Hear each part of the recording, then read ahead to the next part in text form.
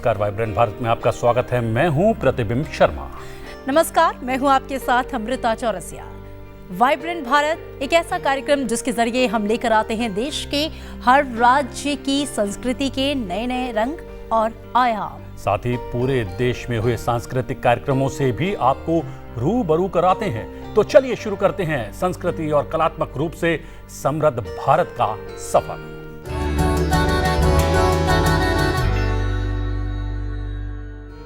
Vibrant Bharat में आज मिलेंगे लोकगीतों का फिर से ट्रेंड सेट करने वाली बिहार की लोक गायिका, देश के यूथ आइकॉन मैथिली ठाकुर से। चलेंगे उत्तर प्रदेश की एक ऐसी नगरी जहां बसते हैं कण कण में राम। रुख करेंगे असम को और शामिल होंगे प्रकृति के सौंदर्य के उत्सव बिहू में, लेकिन एक नए रंग में। देखेंगे और जानेंगे उड़ीसा के अंचलों और गांवों की खास लोक चित्रकला के बारे में। होगी संस्कृति, कला और साहित्य की और भी कई बातें। तो चलिए शुरू करते हैं आज का सफर।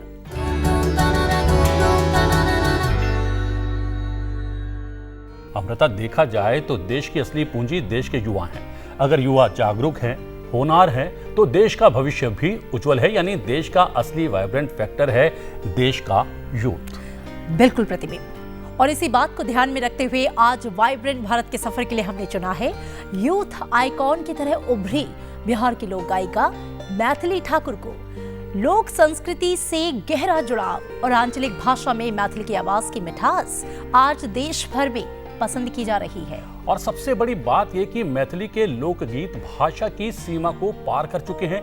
आज हर राज्य, यहाँ तक कि विदेशों में भी मैथिली के लोकगीत को बेहद पसंद किया जा रहा है। बिल्कुल। तो आज रूबरू में हम मिलते हैं मैथिली से, जिसने कम उम्र में ही देश की संस्कृति और परंपरा को एक अनोखे तरीके से संवारने का बीड़ा उठाया है।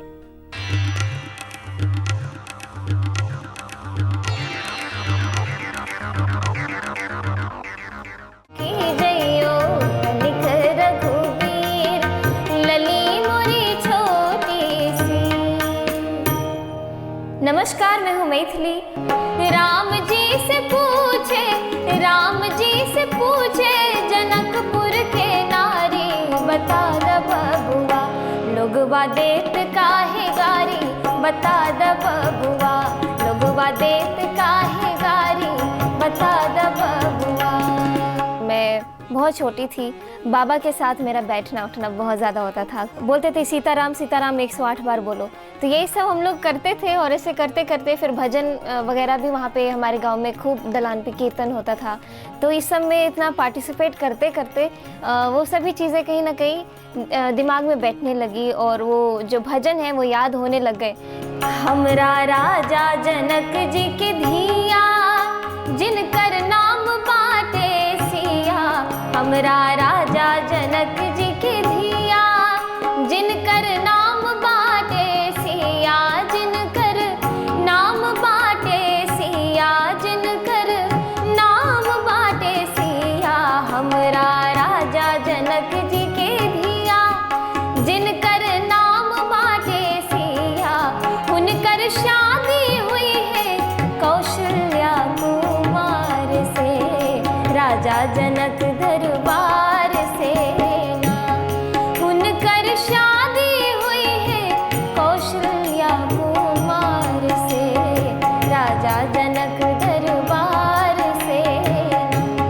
हम तो पाती लइके आवत बानी पार से, राजा जनक दरबार से ना। मैं गांव से जब दिल्ली आई तब मैं 7 साल की थी और सीखने की प्रक्रिया में अभी भी हूँ, लेकिन उस समय बहुत विगरसली सीख रही थी, क्योंकि हम लोग का जो प्राइमरी एजुकेशन है वो काफ़ी लेट शुरू हुआ। हमने डायरेक्टली 6th में ही एडमिशन लिया और उसके बाद से स्कूल जाना शुरू किया। तो वो जो समय था उसमें हम लोग खूब प्रैक्टिस करते थे और पापा जो जो बोलते थे वैसे वैसे हम करके पापा को सुनाते थे। काफ़ी जगह लोग मुझे अभंग गाने के लिए रिक्वेस्ट करते हैं। अभंग मराठी भाषा में भजन होते हैं। कानडा राजा पंढरीचा, कानडा राजा पंढरीचा, कानडा राजा पंढरीचा, कानडा राजा पंढरीचा, कानडा राजा पंढरीचा।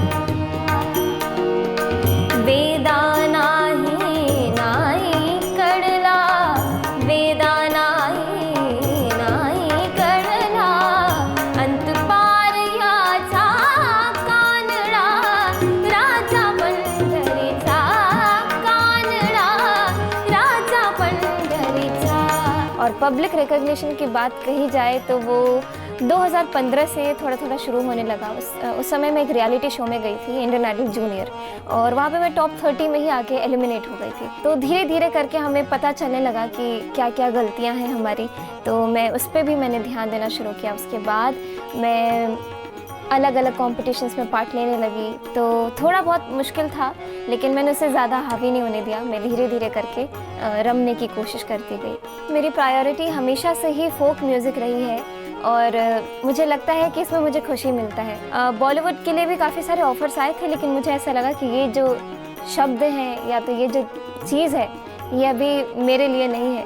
तो जब मुझे ऐसा लगा कि कुछ ऐसी अच्छी चीज़ है जो मैं गा सकती हूँ, जो मुझ पे सूट करे, और तब मैं बिल्कुल श्योर कभी आगे मैं अपना खुद का भी एल्बम रिलीज़ करूँगी। अभी पिछले साल मैंने कुछ उत्तराखंड के लोगों के लिए एक कुमाऊनी गीत गाया था। सुआ रे सुआ बड़ खंडी सुआ जा सुआ नगरी में न्योत दिया, तू जा सुआ नगरी में न्योत दिया। सुआ रे सुआ बड़ खंडी सुआ जा सुआ नगरी में न्योत दिया, तू जा सुआ नगरी में न्योत दिया। फिल्मी गीतों में बहुत सारे ऐसे गीत हैं, जैसे पुरानी फिल्मी गीत है कि एक जन ने गाना शुरू किया, अगला लाइन सब लोग साथ में गुनगुनाना शुरू कर देंगे, लेकिन इतना मेरा कहने का मतलब है कि इतना ज़्यादा दिमाग में, दिल में बैठ चुका है। ऐसे ऐसे फिल्मी गीत हैं। कौन दिशा में लेके चला रे बटोहिया, कौन दिशा में लेके चला रे बटोहिया, हे ठहर ठहर ये सुहानी सी डगर जरा देखन दे, देखन दे। मन भर माए नैना बांधे रे डगरिया, मन भर माए नैना बांधे रे डगरिया। कहीं गए जो ठहर दिन जाएगा गुजर, गाड़ी हाँकन दे, हाँकन दे।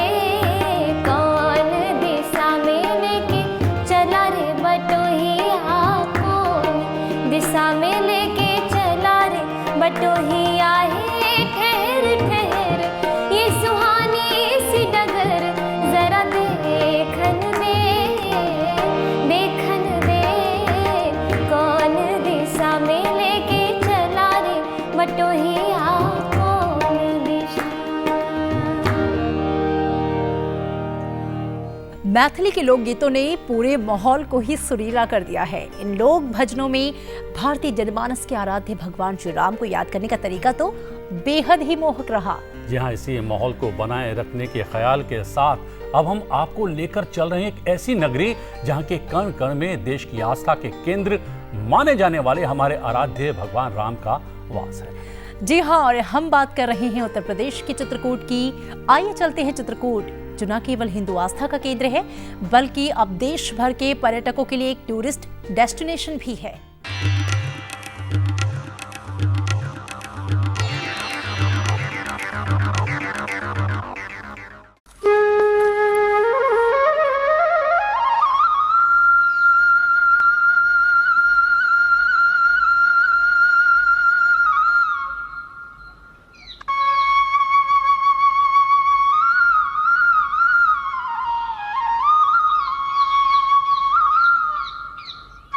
भारत के प्राचीनतम तीर्थ स्थलों में से एक चित्रकूट।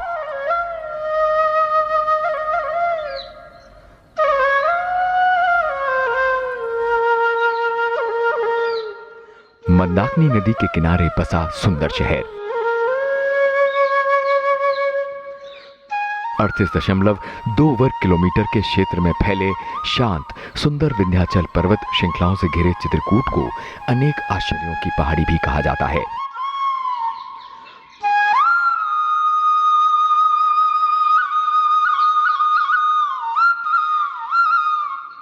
धार्मिक मान्यताओं के अनुसार भारतीय आस्था के केंद्र माने जाने वाले भगवान श्री राम ने पत्नी सीता और अपने अनुज लक्ष्मण के साथ वनवास के 14 में से 11.5 बरस यहीं बिताए थे। वनवास के दौरान महर्षि वाल्मीकि ने भगवान श्री राम को चित्रकूट के कामदगिरी में रहने का सुझाव दिया था। आज इसी स्थान पर एक भव्य धार्मिक स्थल है जहां आज देश भर से लाखों श्रद्धालु परिक्रमा करने आते हैं।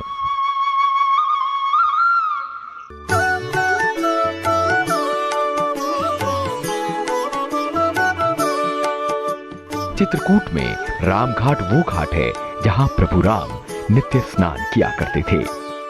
इसी घाट पर है राम भरत मिलाप मंदिर। भरत मिलाप मंदिर वो जगह है जहां पर भरत ने श्री राम से कहा था कि वो अयोध्या वापस लौट चलें। मान्यता है कि भरत मिलाप मंदिर में चारों भाइयों राम, लक्ष्मण, भरत और शत्रुघ्न के पद चिन्ह मिलते हैं।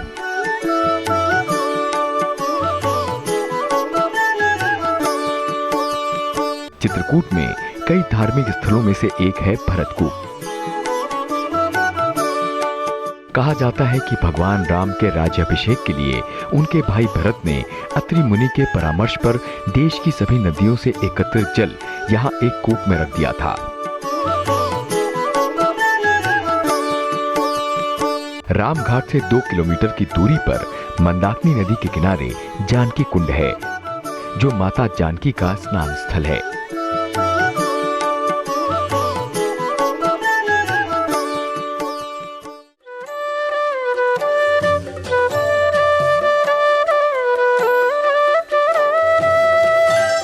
चित्रकूट कई संतों की तपोस्थली भी रही है। यहीं पर ऋषि अत्रि और सती अनुसुईया ने तप किया था और यही वो स्थान था जहां ब्रह्मा, विष्णु और महेश ने माता अनुसुईया के घर बालक के रूप में जन्म लिया। स्फटिक शिला से लगभग 4 किलोमीटर की दूरी पर घने वनों से घिरा अनुसुईया अत्रि आश्रम भी लोगों की आस्था का केंद्र है। चित्रकूट का अन्य धार्मिक आस्था का स्थल है हनुमान धारा। पहाड़ी के शिखर पर स्थित हनुमान धारा में हनुमान जी की एक विशाल मूर्ति है, जिसके सामने तालाब में झरने से पानी गिरता है। कहा जाता है कि यह धारा श्री राम ने लंका दहन से आए हनुमान के आराम के लिए बनवाई थी। चित्रकूट बीते सालों में अपनी प्राकृतिक सुंदरता, जल और वन निधि के कारण प्रकृति प्रेमियों के लिए घूमने की परफेक्ट डेस्टिनेशन बनता जा रहा है।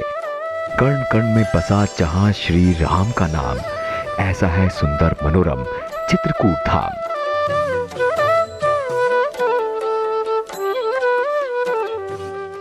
देश में प्राकृतिक रूप से सुंदर राज्यों का जिक्र होता है तो असम का नाम बेहद स्वाभाविक है आना।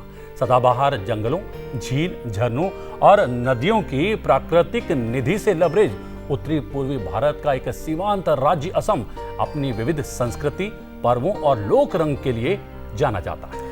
बिल्कुल सही कहा आपने प्रतिबिंब। और इन्हीं में से एक है बिहू। असम के लोगों के जीवन में बिहू जो है वो सामाजिक और सांस्कृतिक रूप से बेहद खास जगह रखता है और साल भर में 3 बार अलग अलग तरीकों से मनाया जाता है। आजकल भी असम के लोग एक खास तरह का बिहू पर्व मना रहे हैं।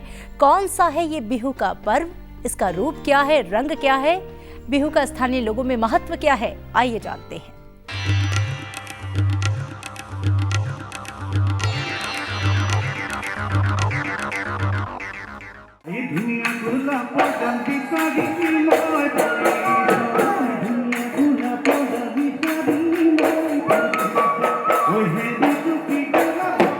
बिहू भारत के पूर्वोत्तर राज्यों का एक खास त्योहार।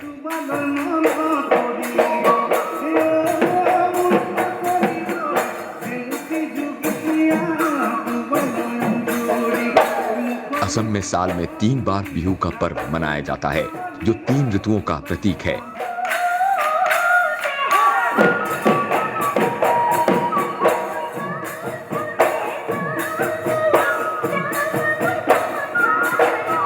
पहला बिहू, जिसे बोहाग बिहू कहते हैं, बैसाख में मनाया जाता है।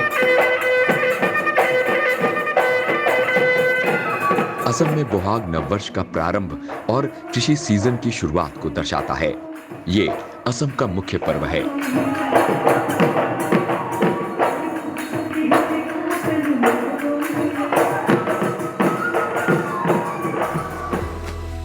वहीं माघ बिहू की शुरुआत मकर संक्रांति से होती है। इसके बाद आता है काती बिहू, जो यह कार्तिक यानी अक्टूबर के माह में पड़ता है।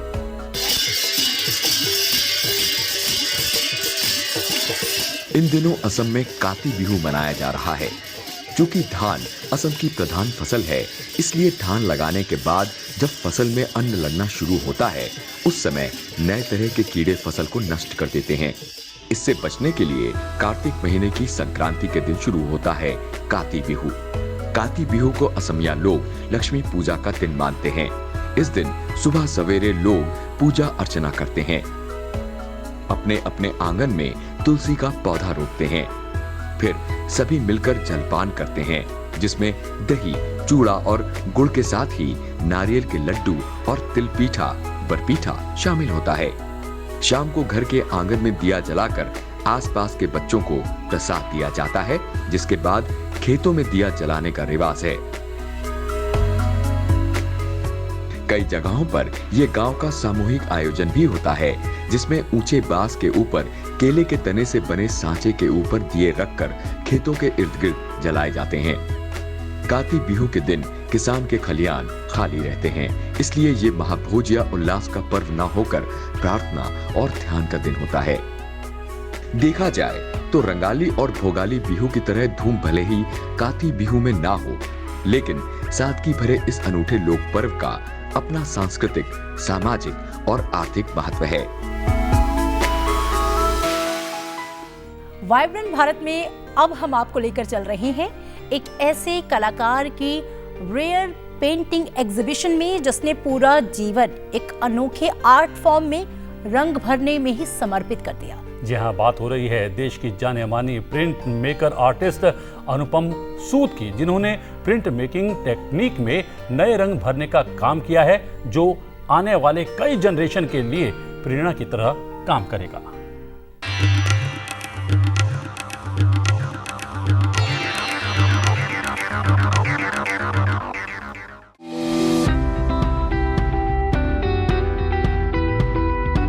अनुपम सूद, प्रिंट मेकिंग पेंटिंग का प्रसिद्ध नाम।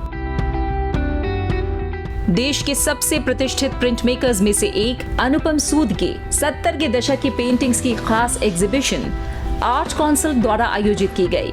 थीम जर्मिनेशन नाम की एग्जीबिशन में कलाकार ने लाइफ ट्रांसफॉर्मेशन और ट्रांजिशन को स्केचिंग और लिथोग्राफी के जरिए बेहद खूबसूरती से चित्रित किया।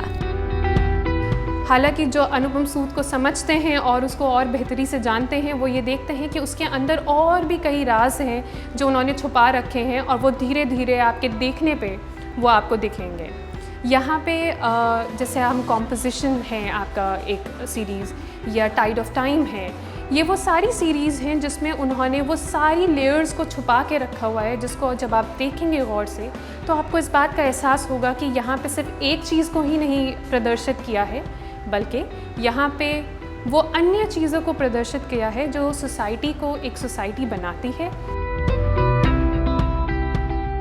रेगुलर आर्ट फॉर्म से अलग प्रिंट मेकिंग पेंटिंग या छापा आर्ट फॉर्म कम लोकप्रिय विधा है, जिसमें रंगों का भरपूर इस्तेमाल नहीं होता।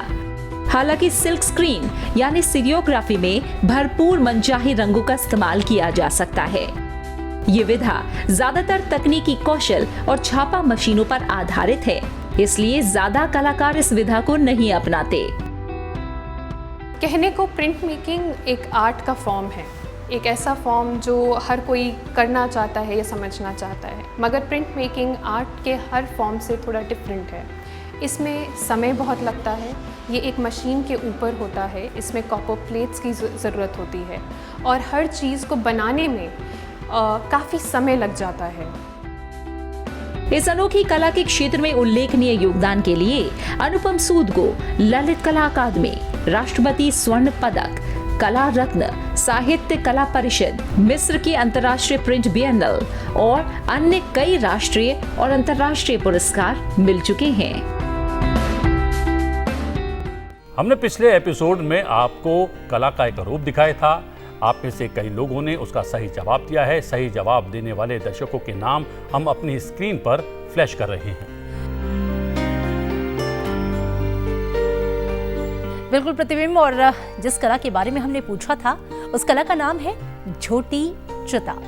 झोटी रंगोली एक पारंपरिक ओडिया कला है जो कि ज्यादातर ओडिशा के ग्रामीण इलाकों में दिखाई जाती है। आज अनोखी कला में हम जानेंगे इसी झोटी रंगोली कला के बारे में।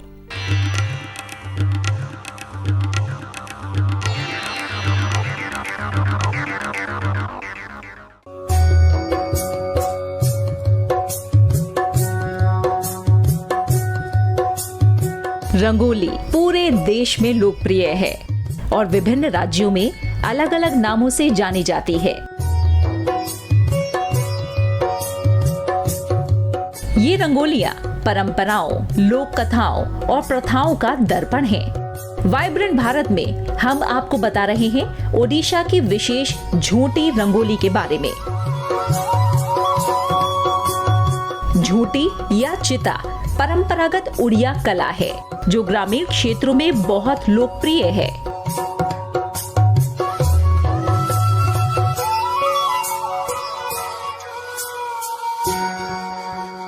आमतौर पर रंगोली में रंगीन पाउडर का इस्तेमाल किया जाता है, लेकिन झोटी में पारंपरिक सफेद रंग, चावल के पाउडर या पेस्ट का उपयोग किया जाता है, जिसे ओडिशा के ग्रामीण इलाकों में प्रमुखता से दिखाया जाता है।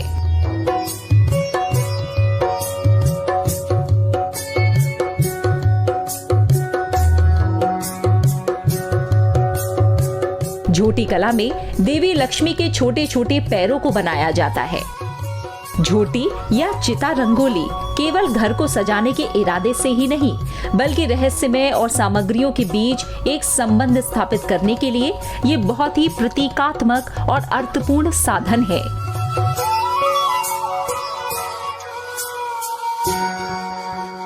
पूरे साल गांव की महिलाएं अपनी इच्छाओं की पूर्ति के लिए कई अनुष्ठान करती हैं और हर मौके पर एक विशिष्ट आकृति फर्श पर या दीवार पर खींची जाती है।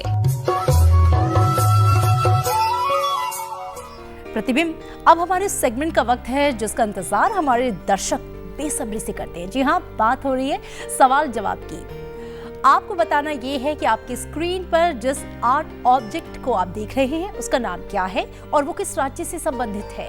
आप अपना जवाब हमें स्क्रीन पर फ्लैश हो रहे पते पर लिखकर भेज सकते हैं। सही जवाब देने वाले दर्शकों का नाम हम अपने अगले एपिसोड में शेयर जरूर करेंगे। अगर आपके क्षेत्र में, आपके राज्य में, आपके शहर में ऐसा कोई कलाकार है या कोई कला है जिसको आप इस कार्यक्रम में देखना चाहते हैं, उसके बारे में भी आप हमें लिख भेज सकते हैं। जी हाँ, वाइब्रेंट भारत में आज के लिए इतना ही।